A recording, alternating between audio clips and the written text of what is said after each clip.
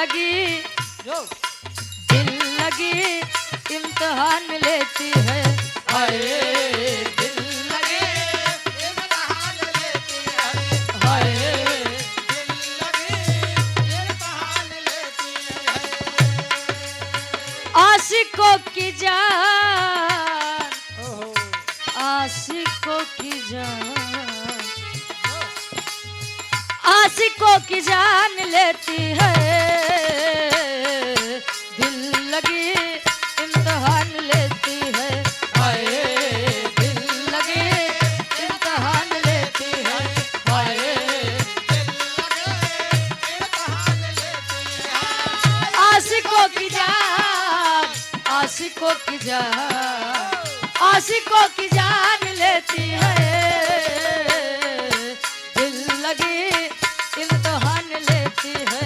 हाय दिल लगे इम्तिहान लेती है। हाय दिल लगे इम्तिहान लेती है। का बुलाई क्या कहे तू याद न करेलू हम मुलात नहीं थे। तू याद न करेलू हम मुलाकात नहीं नहीं थे। को याद न करेलो। ए हो मुलाकात नहीं माहुर लागेला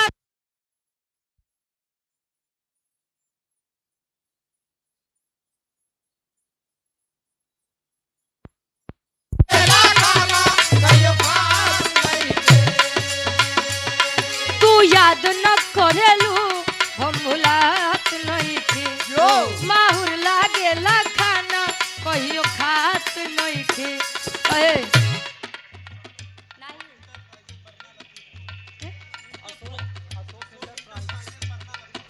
अशोक इंटरप्राइजेज बरना लकीपुर से हृदय के गार्जियन जी के द्वारा यह 200 रुपए चरणों में नमन है, वंदन है।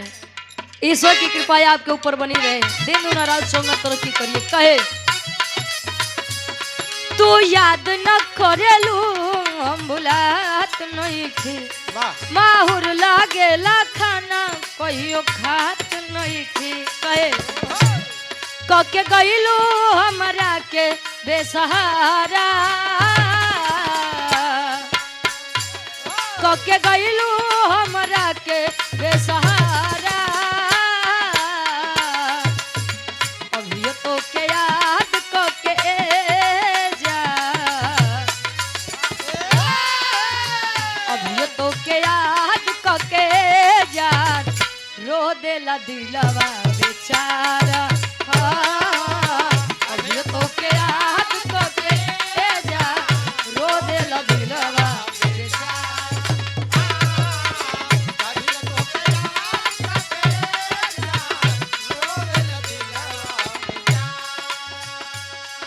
यह होता है प्रेम।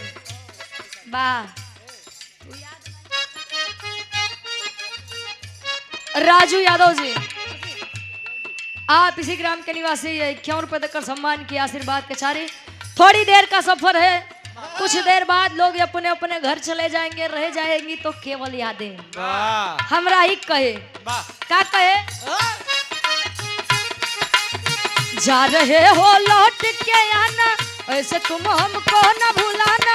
जा रहे हो लौट के आना ऐसे तुम हमको न भुलाना। जा रहे हो लौट के आना ऐसे तुम हमको न भुलाना।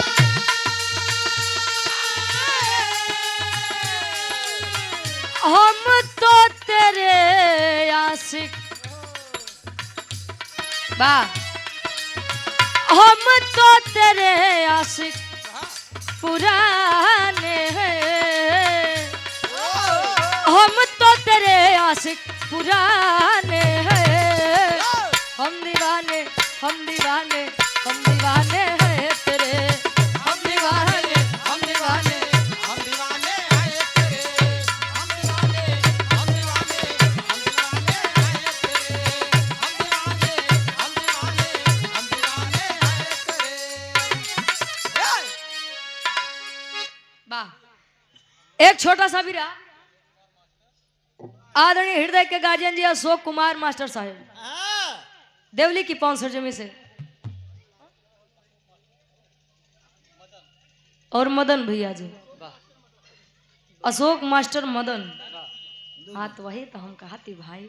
ये आदरणीय गुरुजी और मदन भैया हमारे 100 रुपए तक सम्मान के आशीर्वाद के चाह रहे कि हम बच्चे अपनी कला में कामयाब रहे। वाह ए भैया धुन तर्ज का भी आनंद आप लोगों ने लिया, वाह निर्गुणी भाव भी आप लोगों ने सुन ही लिया। वाह अच्छा परीक्षित सिंह बाजिया मुन्ना, ये 200 रुपए चरणों में नमन है वंदन है, वैसे आशीर्वाद देख ला हम खुद नहीं ना, वाह जगह जगह हम खुद ही मांगत है भाई। मांगे बा कटोरा ले घूम जा।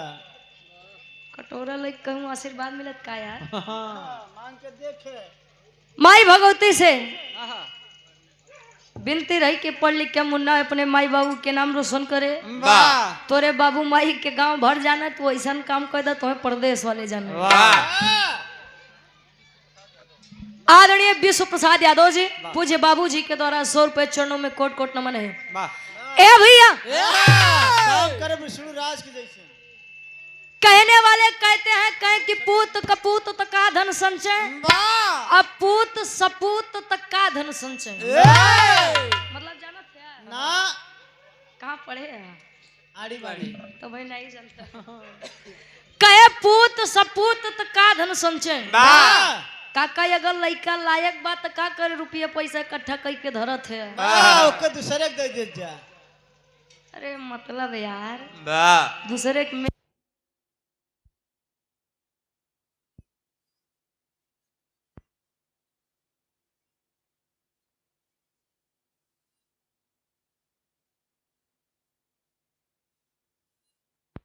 सिटी बॉय का रोकला हो। हां मशीन तार बढ़िया बा। अब पूत और लड़का अगर नलायक बा तो का करे रुपया पैसा इकट्ठा करता है। जिंदगी भर तू इज्जत बनाया लड़का तुम्हारी अगर गलत काम वाली रास्ता पकड़ ले। वाह हाँ इनके नहीं मतलब वो वाला नहीं। ए भैया आप वही लोग कहते हैं या प्रयागराज की पवन सरजमी है वाह जहाँ बिरहा के खेती होता है। वाह और भक्ति भाव भजन के बारे में आप लोग से बढ़िया के जानी भाई। वाह सिटी रोक लो भाई। वाह 144 साल बाद कुंभ मेला लगा रहा। वाह देखा थे कितना जने के किस्मत या प्रयागराज में एक बात बदलेगी भाई। वाह चाय बेच के वाह दतुइन बेच के। वाह अरे का करबा ये बारे कबो कबो प्रेम के बात माल लेके चल। हां माला बेच के माला माल हो गया। अच्छा मेहरारू अगर 10 बात कहती है काका वाह तो उनमें से 4 बात माना वाह अच्छे जिन माने। हाँ नहीं जानला इसे कस दे ही। हाँ हाँ हां त्यागो गुरुजी। अरे यार रामायण महाभारत वाह ये जान ला आप लोग हमा एकदम पक्का खिलाड़ी है। वाह अच्छा तो हम सिटी नहीं रुकी रोक भाई ये हो जानत बा कहाँ काम का सिटी मारे की बा। आज मर वही खूब काओ सिटी। वाह ए भैया एक खानदानी भी रहा। वाह सभी प्रकार के समाज के लोग बैठे हैं, यादव समाज के लोग बैठे हैं, वाह हर एक जाति बिरादर के लोग बैठे हैं। वाह एक खानदानी भी रहा वीर रस के भाव में। वाह आशा नहीं पूर्ण विश्वास। अच्छा कई कलाकार हैं जब प्रयागराज में कार्यक्रम होता है अगर वीर रस हम गा दें वाह या कहानी गा दे तो का कही है ई वाली कहानी बिटिया जब यहाँ से डाका करा भदोही साइड हाँ। ये सब तब गावत करा। वाह हम ये नहीं समझित कि भदोही वाले कुछ और खाते नहीं आप लोग कुछ और खाते। वाह अगर गवैया बढ़िया बा उ गाय के ठीक बा गाय की नहीं समझ में आवे, लेकिन अगर वो बढ़िया से वार्ता समझाए लेगा तो समझ में कहानी आई कि नहीं आई। वाह कि आप लोग कसम खा लिया हुआ रामायण वे महाभारत। क्या भैया एक छोट सा भी रहा खानदानी भी रहा। हाथ जोड़ के विनम्र निवेदन बा देखा बिरहा एक होई हमारी तरफ से वारों से काहे कोकरे बाद लोग अपने अपने घरे जाइए। वाह तो हाथ जोड़ के आज दोनों हाथ जोड़त है भाई। ऐसी बड़ कोनो हथियारे नहीं बा। वाह जवन हइयो घरे रख के आई है। अगर सुन ले बा समझ ले बा तो आशा नहीं पूर्ण विश्वास बा कहानी शीशक के जैसा साफ होई हमार गारंटी बा। वाह त्यावा गुरुजी तनी भाव बने के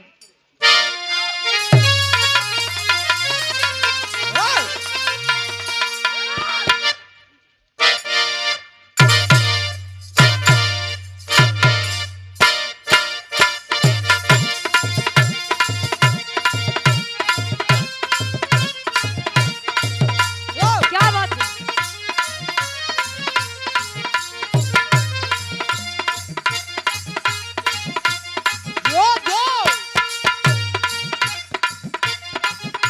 वाह वाह क्या बात है वाह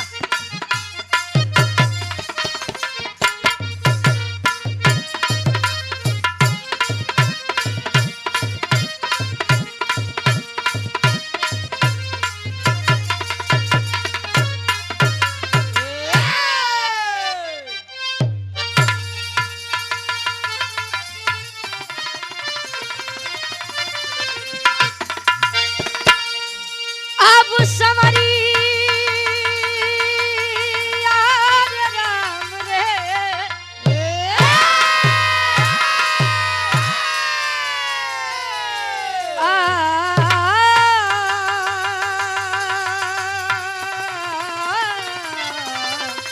भोले बाबा जुगिया हो रहा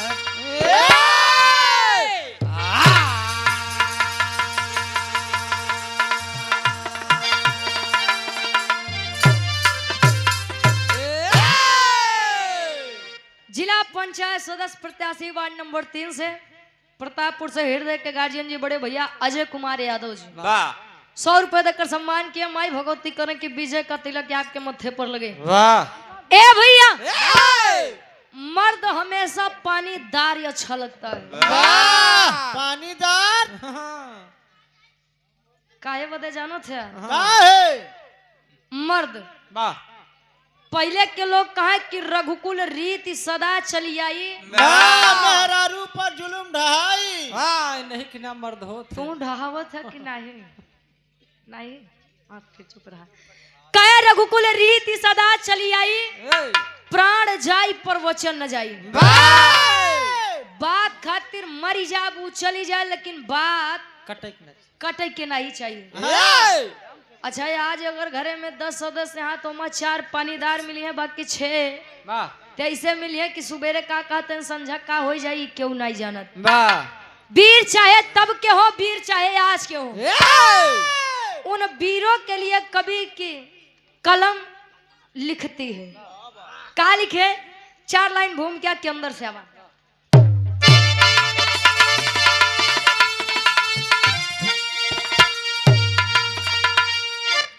तो अरे जंग जौहर कबजता बिगुल जंग में रंग लाती थी लोरिक की थी जब जवानी अरे वाह रक्त की बूंद में खून है खून का अरे लोरिक के लइका या भोरिक के कहानी हर की छाती पे गर्जन करे सर्वदा बोला या भोरिक माँ क्यों न पिंडदान हुआ तो मजरी करे गुलामी न मंजूर मुझको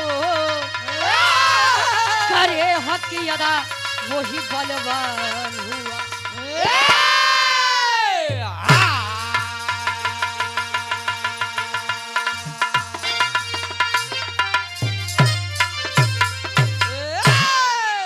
अरे जंग जौहर कबजता बिगुल जंग में रंग लाती थी लोरी की थी जब जवानी अरे रक्त की बूंद में खून है खून का तो लोरी के लइका या भोरी के कहानी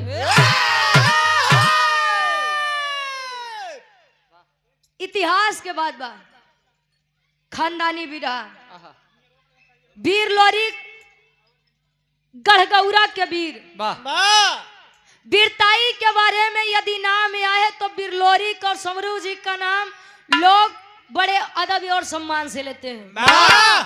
ए भैया लोरी के पिताजी के नाम कुबई दादा रहे। कुबई उनका नाम रहे, लोग उनका सम्मान से कुबई दादा कहा। वाह कुबई जी के ससुरारी कहाँ भाई आप लोग जानत थे? हाथ दबाओ। तो और बात ना करते तू नीचे कहिए। ए भैया कुबई जी गढ़गौरा ही बलिया से वाह 70 किलोमीटर दूर गढ़गौरा के वीर कुबई दादाजी के विवाह हमारे नेवाड़ी जेठवारा प्रतापगढ़ में। वाह हाँ हमारे प्रतापगढ़ में हो। कुबई जी के ससुराल हमारे प्रतापगढ़ नेवाड़ी जेठवारा प्रतापगढ़ में खोइलन जी से भई रहे। वाह आ जेठवारा प्रतापगढ़ में एक धाम बा जेकर नाम खोइलन धाम बा। वाह जे बाबू भैया लोग जानत होइए उनकर बात करत है। वाह आ नहीं जानते तो हम बताई देते हैं। वाह खोइलन धाम बड़ा पवित्र स्थल है, वाह लोग बड़े श्रद्धा से जाते हैं वहां दर्शन और दीदार करने के लिए। वाह ए भैया कुबई जी और खोइलन जी के बीच में दुई लड़का वाह वीर लोरी और वीर समरू जी। वाह ध्यान देंगे, अब वीर लोरी और माई मजरी के बीच में एक लड़का जेकर नाम अभोरिक बताया गया। वाह ए भैया लोरिक किस नश्वर संसार को छोड़कर गए। वीर अभोरिक जब किशोरावस्था से बाल्यावस्था से किशोरावस्था में आया, वाह मतलब लइकई से जब करे जवानी आए। अच्छा पहले के लोग एक बात कहा है, वाह कहा जे करे जवानी आवत हो हाँ तो चोकरत की याद कर तो हार आई रही। हाय कि चली गए ए भैया काहे बता कहा कि पहले इतना बड़ा बड़ा खेत 4 बीघा 5 बीघा लोग बर्धा से जोता था। वाह ये महुआ वाली शरीर जोन बैठा है। वाह आई वाली डॉक्टर ब्रिजेंद्र पाल हमारे गार्जियन जी Pratappur Jyoti pathology centre bank of Baroda के बगल वाह प्रतापपुर में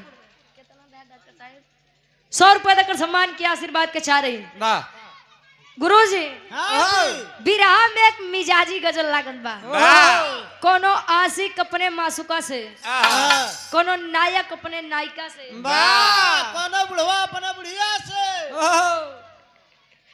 कहा का कवि जी लिखत है।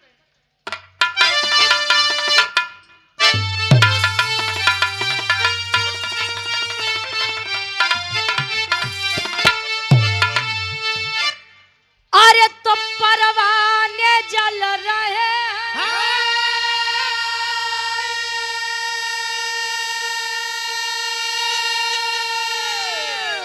अरे परवाने जल रहे हैं तेरे इश्क में तमाम। अरे परवाने जल रहे हैं तेरे इश्क में तमाम। जानम आए हाय अरे जानम जरा इसी आग में, अरे जानम जरा इसी आग में, अरे खुद को जला के दे जानम जरा आग में, अरे खुद को जला के दे जानम जरा खुद को जला के दे जानम जरा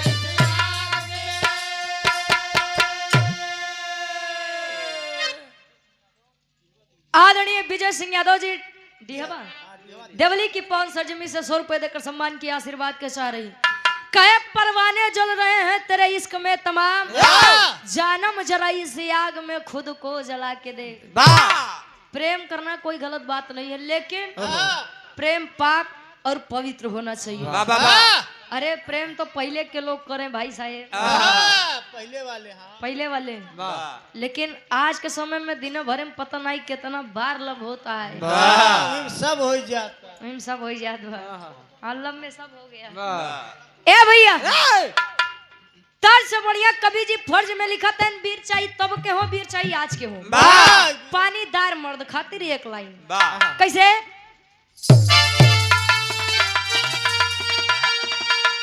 अरे बोला है वीर बघेला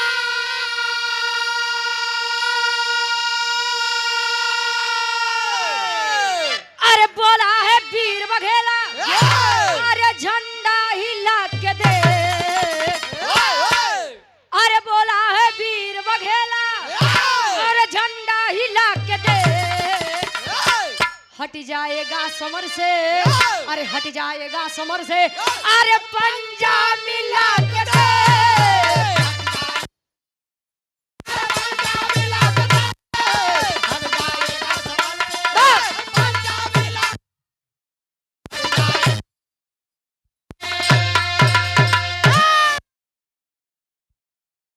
से तू पंजा मिला के देख दूरी से भौंके से कुछ नहीं हो, जब सामने से मिला जाचा पड़ताला तब जाना है।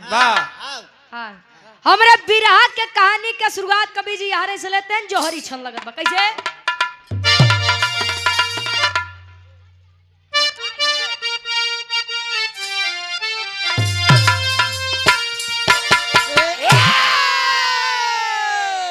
ध्यान देंगे बिरहा को सुनने वाले लोग। अरे तो एक दिन मजरी माता से भोरी के आके बोला, तब से तुम हो मसोई, अरे अब बताए अखियां खोला, पिताजी मेरे सानी तलवार हाथ में साजे, कहने जिनके माँ दुर्गा अरे माता रही विराजे, रणदंगल में जब जाते अरे तन से बहे पसीना, समर जंग के अंदर मुश्किल करते थे जीना, न वीर चुनौती सहते जो कहते वो है कमीना।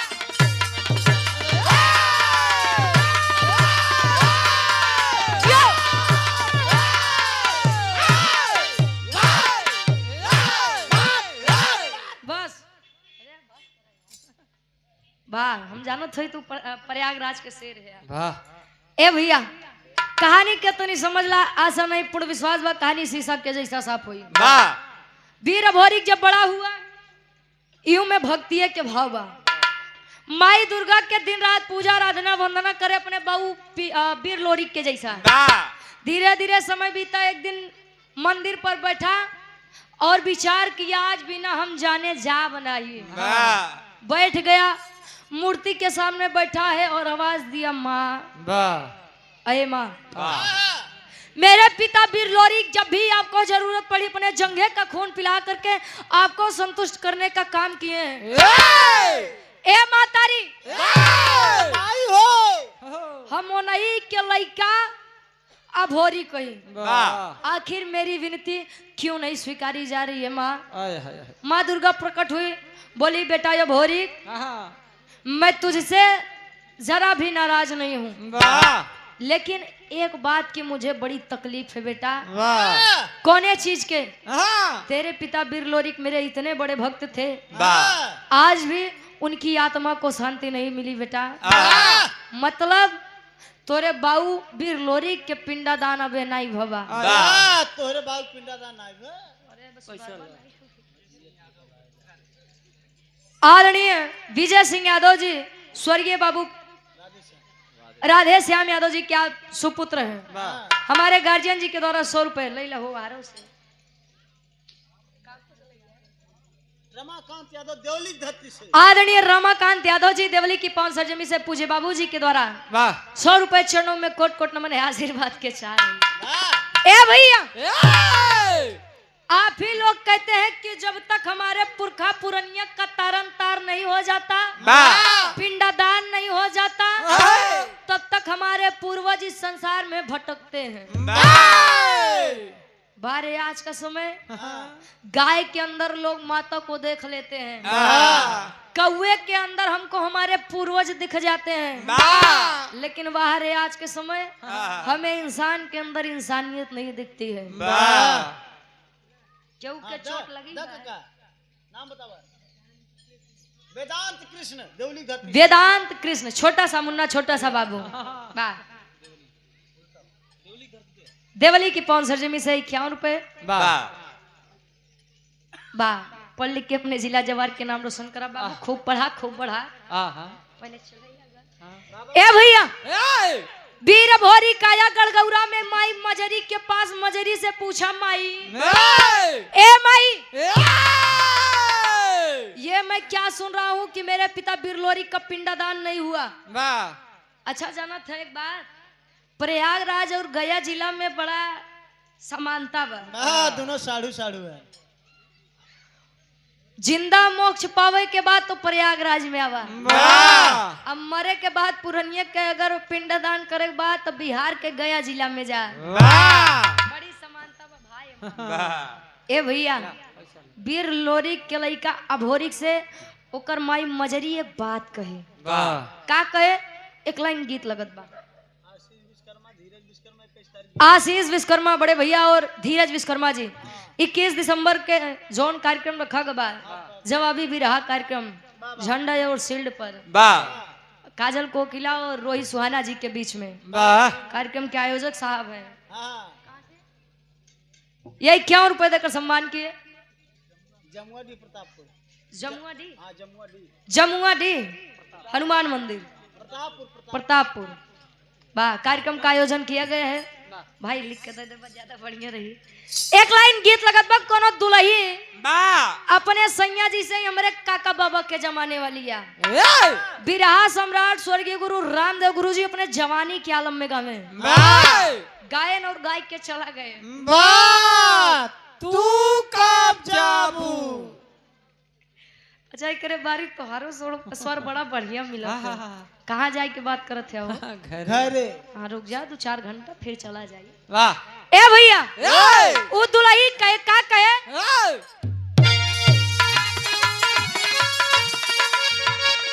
आर्य त झूलनी पे उड़ानी आर्य झूलनी पे उड़नी हई जहाजिया उड़ा दो हई जहाजिया उड़ा दो हमार पाई जे बड़ा जहीरा जड़ा दो हमार पाई जे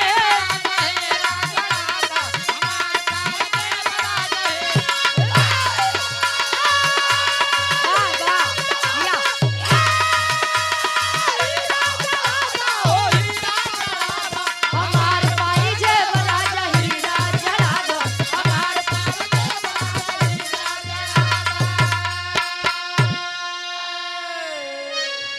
अब होरी के बोला ए मातारी का यह गड़गौरा में कोनो वीर नहीं पैदा भइल का?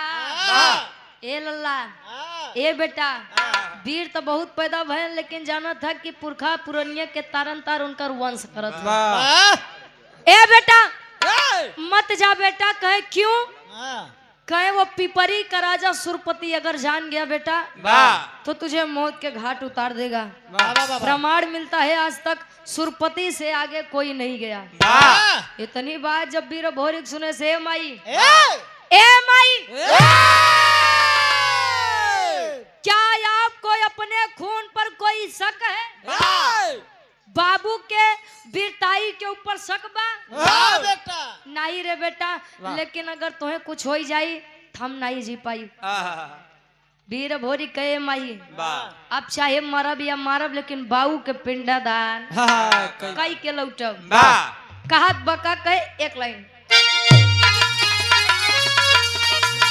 अरे वीरताई क्या मरे अरे वीरताई क्या मरे हई तिलकिया लगाव हई तिलकिया लगाव हमार माई हमके रण में पठाव हमार माई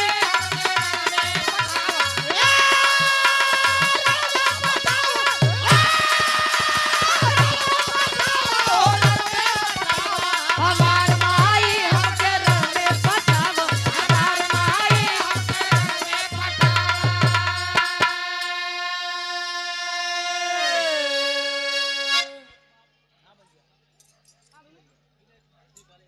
विनय कुमार डिहवा की पौंसर जमीन गुमान बाटे अब दुश्मन के भारी मिटाऊ खानदान बाटे पूरी तैयारी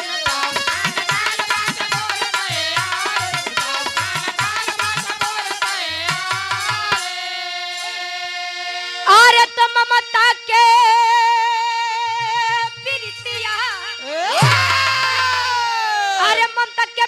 बतिया तू मन में जगावा हमार माई हमके रण में पठावा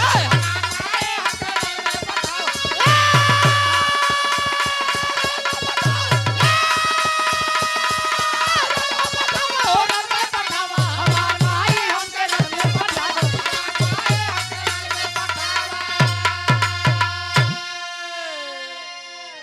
कहे बीरताई के हमरे तिलकिया लगावा हमार माई हमके रण में पठावा वो भी क्या जमाना था साहब हाँ, यह होता है बेटे का फर्ज कि अपने जान पर खेल के अपने पिता के लिए वह काम कर गया है और आज का लड़का है नगर है तनो केहू की ज्यादा दे दे बा हाँ, तो अपने बबुआ की मूड़ी काट दे। भाई तू सम्मान किया बल ए भैया अच्छा तिलक कई प्रकार का होता है हाँ, तिलक अब देखा ठंडी आई के बाद 2 लोटा मनई नहीं है तो आधा घंटा 1 घंटा तो केवल चंदन लगावे में टाइम बिताई दी। डमरू त्रिशूल में कितना जने हाँ कि यार ठंडी में बिना नहाए धोए चंदन लगाए के टहरिए देख हाँ, कितना जने तो बस 14 तारीख के इंतजार में परेशान है। एक तिलक जौन पूजा पाठ करे के बाद ही हमारे काकीदाई लोग रोज लगाए लेते हैं। एक तिलक विजय तिलक कोई भी इंसान किसी भी क्षेत्र में जाता है तो सोचता है कि प्रथम विजय का तिलक सदैव मेरे मत्थे पर लगे और तीसरा तिलक जाना थे कवन अच्छा तिलक कई प्रकार के होते हैं हमका जितना जानकारी बा हम बताई देते हैं। एक तिलक शादी ब्याह के पहले चढ़त है हाँ, जब बर्बादी की शुरुआत होत है। बाहर बाबा की नहीं हाँ इनके होई के बाद सबको हाँ डरवा तो नौ लोग का होई दे भाई हाँ ए भैया आशीर्वाद लेकर के अपने पूज्य माता मजरी से आया बनारस काशी बनारस के धरती पर वही काशी बनारस की धरती जहाँ आप लोग कहते हैं कि भगवान भोलेनाथ के त्रिशूल पर टिकी हुई है हाँ, आया काशी के धरती पर ब्रह्म बेला है काशी घाट के किनारे एक पंडा जी बैठा है बढ़िया तिलक चंदन लगाए और सुबेरे सुबेरे बीर भोरी का देखे तो पूछते हैं बेटा हाँ, बेटा कौन हो सुबह सुबह क्या करने आए हो यहाँ पर तब बीर भोरी के बात बतावे गीत बदलत बा कोनो दुल्ही बतावे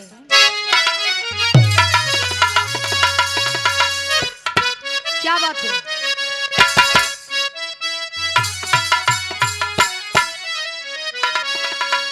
दादा हे महेंद्र दादा ओहो पहले शादी विवाह हो हाँ, तो गवना 3 साल 5 साल 7 साल 9 साल 11 साल 13 साल 15 साल ए। 17 साल 19 साल 21 साल 25 साल 27 साल 28 साल अब बन के बस ए भैया गवना शादी के कुछ दिन बाद आवे और जब गवने का दिन पड़े तो दुल्ही बेचारी डराए हाँ, डराय हमारे भाषण सही है भाई यहाँ पर डराए के अच्छा डर होता है बेचारी डराए कि पता नहीं हमका सास ससुर कैसे मिली है हमका हमार दुल्हा कैसे मिली लेकिन आज जब दुल्ही शादी पड़ जात बा विदाई होत बा तो सास ससुर बेचारे डराते हैं कि हमका पतो हो कैसे मिली पता ना महीना 6 महीना साथे रह दे कि नहीं रह दे अच्छा इनकर लोग का छोड़ा सबसे ज्यादा डर तो हमारे भैया हरन के बा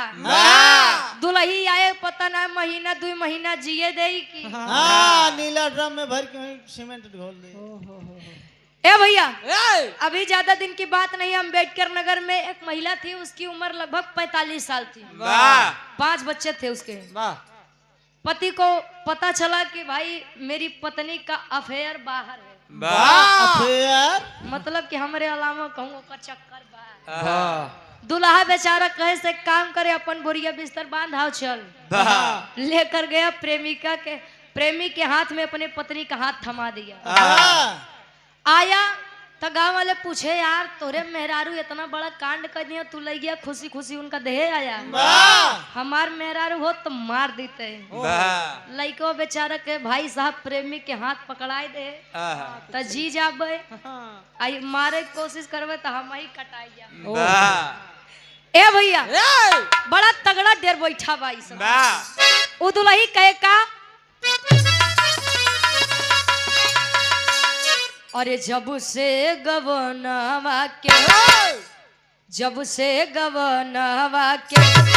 दिनवा धराई जब से गवनवा के दिनवा धराई रतिया न नींद आवे देह पियराई जब से गवानवा से दिनवा धराए रतिया लगे देह पियराई जब से गवानवा से यादव बल्दिया सैदाबाद की धरती आदरणीय रमेश चंद्र यादव जी बल्दिया सैदाबाद बल्दिया सैदाबाद प्रयागराज की पवन सरजमी से 100 रुपए देकर सम्मान के आशीर्वाद के चाह रही ई तमाल्ला समझे खातिर बूझे खातिर वीर भोरी और उ पंडा में वार्तालाप होत बा और उ पंडा के नाम का रहन कवि जी बताओ तो अरे करे पिंड दान भोरी करे पिंड दान भोरी बनारस में आया शशिधर पंडा से बात लड़ाया करे पिंड दान भोरी बनारस में आया सचदार बाबूया